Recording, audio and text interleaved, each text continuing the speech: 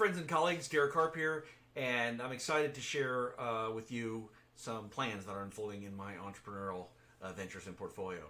If you're getting this, you're actually in a sort of small initial group because this is, as I've done many times before, this is the first version of communicating the plans. And those iterate, those evolve, they get sharper, better. And if you're getting this, I trust you in that initial group that you might be interested in sort of hearing more and going along for the ride and seeing where this goes. Either it's just because it's interesting. I know there may be like, hey, it's just fascinating, the stuff you guys work on.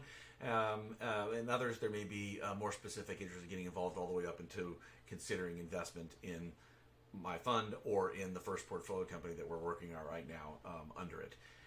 So what I want to do is share a little bit about why now. I'm not going to go into all of the details. This is really just to see if some of you want to have some additional separate conversations, then we'll have those. And so I think this is a special opportunity. There's a confluence of many different events and also a confluence of sort of a convergence in my life of various things. Turning 51 and spending 25 years or 26 years as an entrepreneur and deciding, what do I want to do with the next 25 years, and giving that a lot of thought. I think that happens as we get older, but also as we have experiences. I've had ventures that have worked, a couple that have been sold, and I've had ventures that haven't, and I've learned a lot from all those experiences, and I'm always still looking at what I can do to have more success for myself, for my investors, for my employees, for all the shareholders and stakeholders, even beyond equity owners. There's people that are invested in these things emotionally at the very least. And so, how do we make these things more successful, and how do we mitigate risk, and what would be enjoyable and fun? I think at the end of the day that, that matters as well. So it's a special time, I think, for this. So we are an unprecedented nexus of opportunity for threats and opportunities, if you will, within the cybersecurity space. It sort of makes sense, right? We have more what we would call professionally attack surfaces. We're connecting more devices every day with another device. And we're not talking about PCs anymore, right? We're talking about so many smart things. In fact, do you know how many addressable, meaning there is a communication can go to it or from it, how many addressable devices you have in your home? The number of endpoints that we have in the average home, it's soaring, let alone we have in our business sector or municipalities. Everywhere we have connected devices and waking up and talking to other devices for the first time in unprecedented numbers. That creates amazing opportunities. And those are easy to sell. Now you can do this, and now you can do that, and now you can do this from far away. That's easy. And that's why businesses are adopting these things even when they're full of risks. It's why consumers are adopting them without even knowing the risks they're taking, because they want those opportunities. They want those new capabilities. That's where the threat comes in. Unprecedented schemes to take advantage of all these new attack surfaces. So if you know my history, and some of you know it, many of you, I think you all know it somewhat, but I think there's some things that maybe to sort of dwell on, especially as why am I doing a cybersecurity fund? I have always wanted to, by the way. I sold my first cybersecurity company in 2001, LogicKeep, as you see here, and dreamt of it, for years. And every time I got close to I should pull the trigger on this, I didn't know enough. I didn't know enough people. And I just went back and did another solo venture for another 3 or 4 years and sort of cut my teeth on that. I did make some investments here or there in a couple of other people's companies. I've had one really nice success from that, had some that amounted to nothing, and learned that that's also challenging, putting money in other people's, companies. But all along the way, I kept having these conversations with many different kinds of people, including some people who are friends who are successful venture capitalists, and I've gotten a lot of feedback from them, and some of them will undoubtedly be advisors to what I'm doing, and do give me advice without any official sort of status. And I think the timing has just finally, all these factors have converged into one place, things that weren't in play 5 years ago, 10 years ago, 15 years ago for me. So I started LogicKeep while I was on active duty in the Navy, exposed to communication security and cryptography, and it just made sense to get, we started it before we got out, and learned a ton. LogicKeep was sold in 2001. It was sold again some years later to Cisco Systems, who ran it really until recent times, a couple of decades, and then it was sunsetted as a product. The product there was called IntelliShield, and it really was the first threat intelligence offering. We did not use that term, but neither did anyone else. But that's the category today. If you had to sort of think about where would this fit, it would have been threat intelligence. It was based on military intelligence models that we had at the time. That's an entire category now that we were the pioneers of.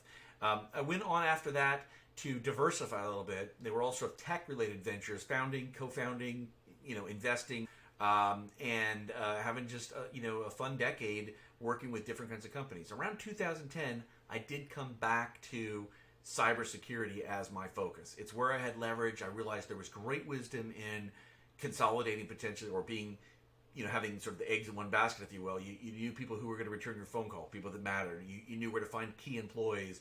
You knew where to find resources that helped ventures be more successful or mitigate risk, however you want to, calculate that. And the further afield I'd been, the more you kept reinventing the wheel. So I decided around 2010 to just stick to cybersecurity and sort of double down on that, and that it was a good industry anyway, and it interested me. So why not focus on that? And that's definitely paid some dividends, and that's where we are today. Early in that process, I co-founded a company called Next Defense with two other individuals, and that was my introduction to industrial control system-based cybersecurity, or what we call today just control system cybersecurity. And this is all the networks that run everything from oil refineries and your local electric utility to manufacturing concerns, building control systems, the elevators, the escalators. They've all been networked. I won't go into today the scope of what the security issues are with connected industrial or with control systems, but it's pervasive, and it's all throughout our modern connected society. And so Next Defense was an early entrant into that space based on technology that we licensed out of the Idaho National Laboratory. Another first experience for me to do a tech transfer out of one of the national laboratories. And it was early. And so during that process, we also were doing consulting, doing whatever we could creatively to sort of make everything work. And so we approached the SANS Institute, a well-known cybersecurity training institution, probably the largest, sort of the 800-pound gorilla, the largest pure-play, grade A, expensive cybersecurity training and certification company, but they didn't have courses and certifications in the industrial control system area. So we helped birth that area. It does tens of millions of dollars today. I mean, it was doing millions before our consulting contract came to an end, and it's grown wildly since then. The GICSP was the first certification that we birthed. I was the founding chairman of that committee that birthed that, and it is the leading standard. It's the Global Industrial Cybersecurity Professional Certification. And companies like Shell stepped up through the sort of the committee process that I ran, and stepped up and said, don't come on our premises globally, Shell worldwide, unless you hold this certification, which of course propelled a whole lot of activity in taking courses and holding the cert, and learned a lot during that process about how to create quality courses and certifications, but also learned that there were many gaps in the educational area, and then that's only compounded since then. That there were lots of unmet need, and that really only certain, usually corporate, well-funded students' needs being met, and that everybody else at the much broader base of the pyramid not getting their needs met, and that there were missing courses or pieces of courses missing all over the place. They didn't, make their way into a long course, one big comprehensive course which exists. And, just you had to cut stuff out. So there were just all kinds of things that people needed, laser guided, like, I just need 2 hours on this. Didn't exist, doesn't exist till today. And so the courses, the certifications, working with Next Defense, working with customers in the space, we began to realize there was huge opportunity. We started meetings of professionals in Calgary, Atlanta, Columbus, Ohio, Washington, D.C., and Houston initially. And that was to meet customers, but I set the rule based on another organization I'm part of, Entrepreneurs Organization, of a non-solicitation model. I said, hey, I've got a solution in this space, and I know some of you do, but let's not sell each other. And it just plain took off. It became today the Control System Cybersecurity Association International, which I'll mention in a minute, with 31,000 today, 31,000 and counting community members.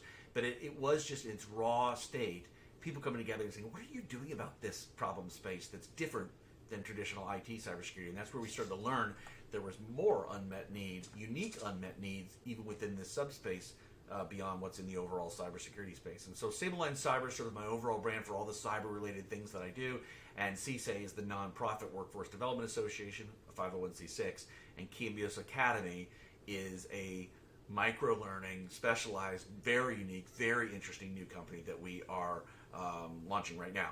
And it'll be a portfolio company of the fund that I'm proposing. So why do it now?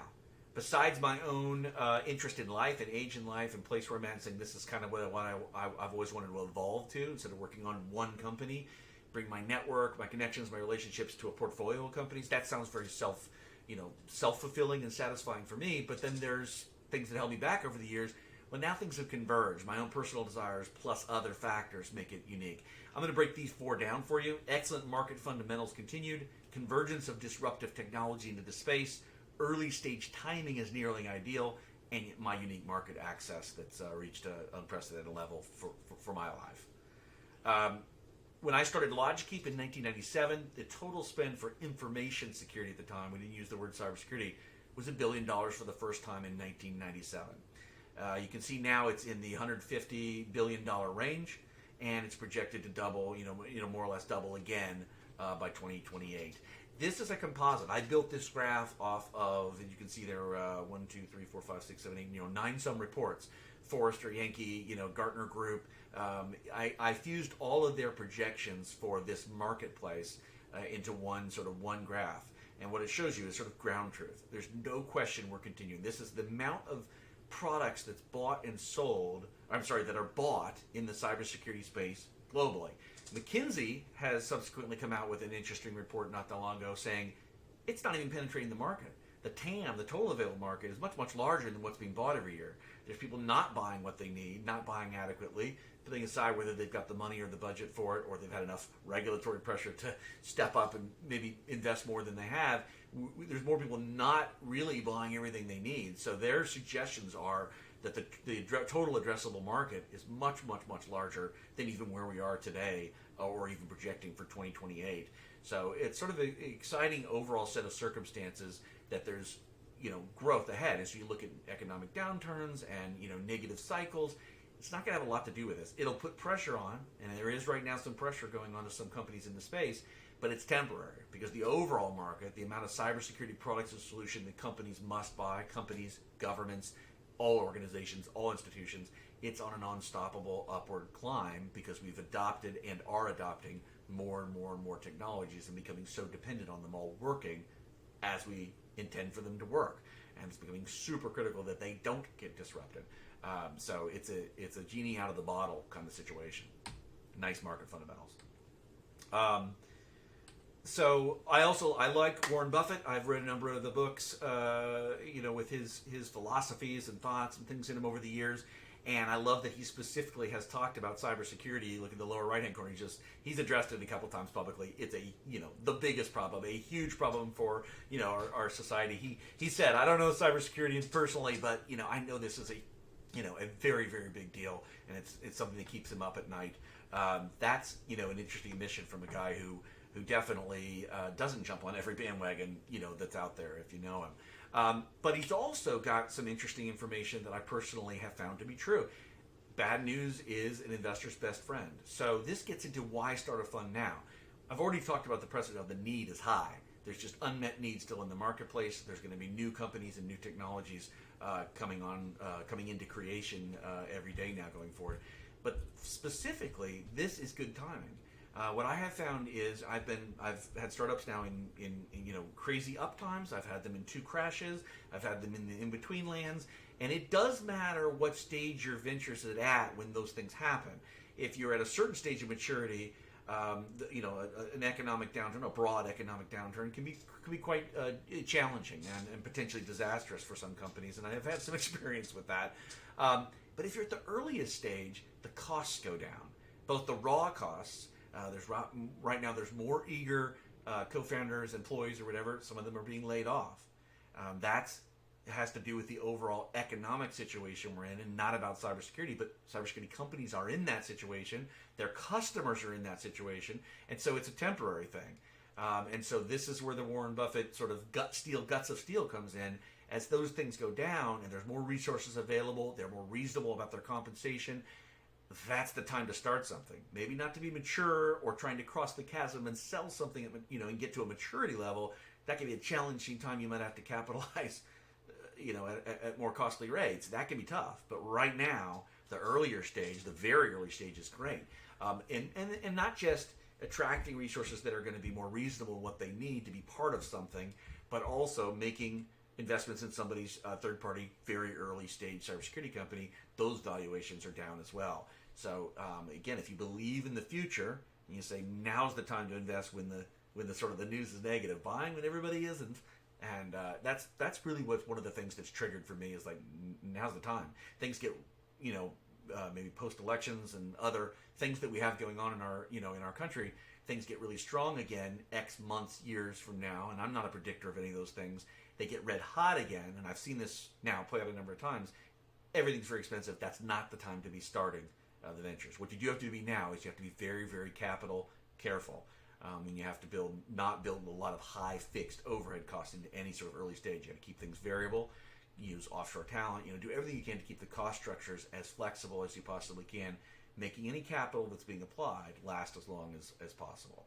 And then thirdly, for me, I've just reached a sort of a critical mass of connections, relationships, and standing in the space. And I'm always asking myself, what should I do with that? And this is one of the possible, outlets of what to do with that, is to, build a portfolio.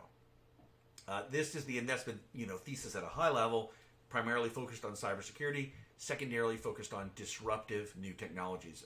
Artificial intelligence, everybody's talking about it, it's a buzzword, but it is in fact already transforming certain things. It is going to be used, as all these technologies likely, by AI for sure, it's going to be used by the threat actors, by the adversaries as well. So this isn't just for the defenders, but it's potentially critical elements that actually fundamentally change the environment that we're in. Machine learning, blockchain, and I don't mean cryptocurrency, I mean the underlying blockchain technology, and then quantum computing.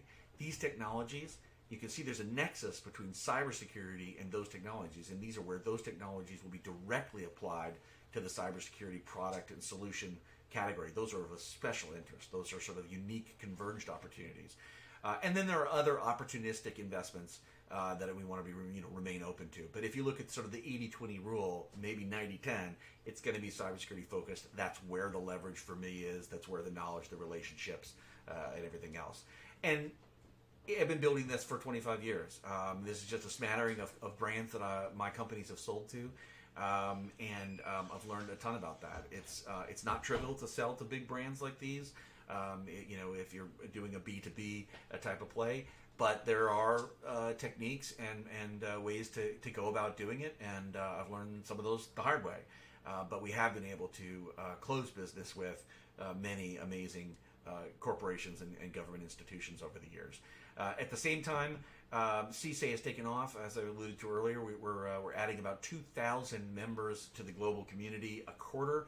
We just passed 31,000. Our podcast has taken off. We're approaching 70,000 downloads of that, where people that tune in to listen largely every Tuesday to my latest episode.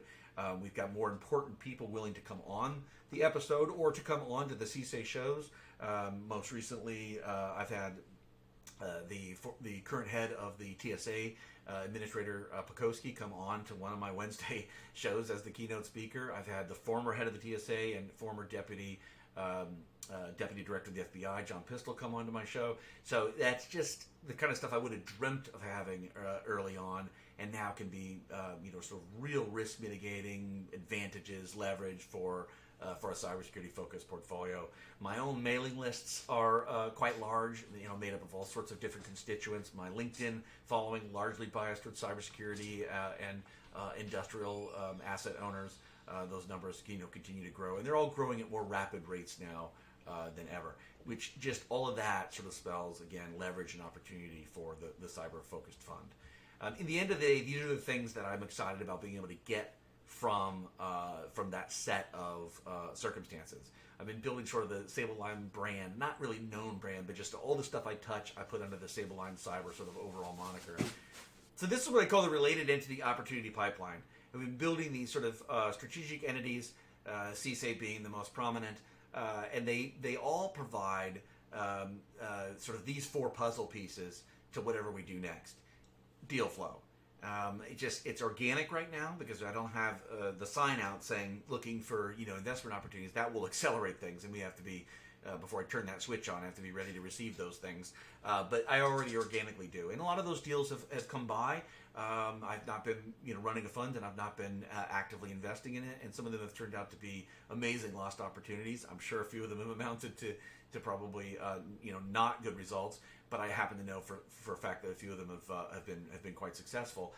And I just see that. Right now I'm in a trusted neutral position in the marketplace as sort of the leader of the largest industry industry nonprofit, and so we just see stuff, and some of them are even become sponsors. I've got a number of investor-backed sponsors of CSA, and so I see they come to me about their funding rounds, and for advice and for discussion, and so it's just been super fascinating. It's also a huge source of key hires, a huge massive pipeline of key hires. I am guilty of starting, especially early in my career, starting a startup with the people that I knew. And of course, the number of people that I knew was smaller. And so sometimes you pick somebody that you have comfort with and you say, we're going to start a company together. They aren't necessarily the right person for that venture at that time. Today, we have the luxury of picking people or sourcing people that are uniquely qualified to be involved with a particular venture. And that may be a venture that we catalyze and that we get off the ground, the co-funding part of this model that I'm working on, or just help our portfolio companies, our third-party investments, help them attract the right people through our massive network. Now that includes that sort of key hires that goes down to, and I categorize it differently, unicorn co-founders. So there are people now in my fellows, advisors, some of the people that I have relationships with now that I didn't have before CSA, that are the unique. We use the word unicorn quite widely in the industry to mean people that have significant multi-domain expertise. They're as rare as a unicorn, or the joke is purple unicorns are even rarer. It's hard, and I know a growing number of those sorts of folks. Some of those folks are on my fellows. They speak and write and fulfill certain obligations for me annually. It's amazing. And the new company that we're working on, Cambios Academy, some of them are already signed up to be involved in that. It's an expert level faculty and faculty owned operated sort of model. So at any rate, that's not something that I could have claimed in years past, even recent years. That's something that's just really developed in the last 3 or 4 years to have access to that many unique individuals, let alone the greater body of folks. And then customers. The customer access, I now have multiple ways that I reach out directly to potential future buyers of products, but I do it now today in a non-threatening way, and so doors are open. They come on my podcast, they get interviewed, they come and be speakers for me. They respond to communications from me, even if they don't know who I am. They may have heard of the association, but in some cases they haven't even heard of that. But the barrier is down. Whereas if you're selling a product, the entrepreneur with that, I'm selling a product. The radar goes up. They don't want to be sold. Everybody's trying to get to them, and so I think my goal with the fund is that I maintain a lot of this role, because I can help all the portfolio companies get access to people that are hard to just walk in the front door and get access to. And there's still a lot more unfolding in that area every quarter right now. So that is sort of the teaser to why I'm starting a fund, and that there is a company in the works that we're very excited about that's got some really, really interesting people involved and some metrics already sort of accumulating as far as people that want to contribute to it. I'm excited about it and would be glad to tell you about that. So there's sort of two opportunities if you are interested in potentially putting some capital to work, either at the fund level or at the Cambios Academy portfolio company level. And I'm working through that right now. So I'm as eager and interested to have those conversations with you and hear your thoughts around whether you'd be interested in being in the diversified play or maybe directly in the company that we're gonna birth next. Take care, be well. I hope everything is going great for you, and that you're weathering these sort of interesting times economically and socially. But in the end of the day, friendships, connections are everything. And I think that's a great note for me to end on. I don't have any notion that anybody needs to do any sort of involvement with any of these, but the bridge is there, and if you want to cross it, please let me know. Take care. Bye-bye.